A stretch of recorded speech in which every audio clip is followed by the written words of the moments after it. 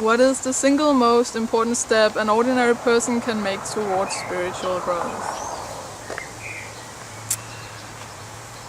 Okay, that's an interesting question, because I guess the first thing I think about is what we mean by ordinary. But if you mean a person that is living their lives but hasn't woken up to their duality, then I would say that that's the most important thing, is to start looking internally to recognize that we are all dual, each of us, and that our consciousness isn't one thing. It has a spectrum of high to low. There is the lower day-to-day consciousness, and there's the higher, more abstract, wiser, more inclusive, unitive consciousness.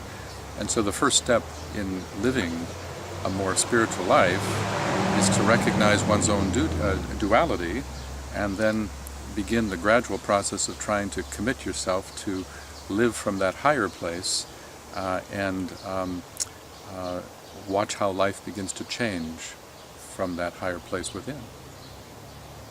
Could you talk about that process of stepping back and getting perspective, as you showed us yesterday with that practical exercise with the person? Mm-hmm. That relates to this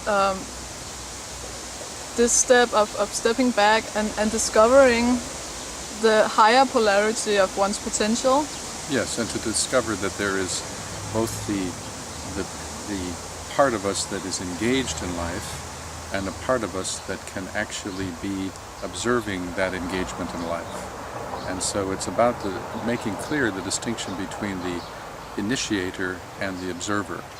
And that's not easy. In fact, the whole path could be discussed in terms of the process of making that separation. And in time, you can actually hold that separation. For most people that are on the path, they can at times touch it. Meditation is a tool that can help us develop that capacity to touch it. But the long-term goal is to actually always be a part of you consciously centered in the position of the observer, and at the same time be effective in the outer world. One of my favorite views on this, and I paraphrase it a little bit, but it has been said that that each of us we should all see ourselves as the director on the stool, and never leave the stool to become one of the characters on the stage.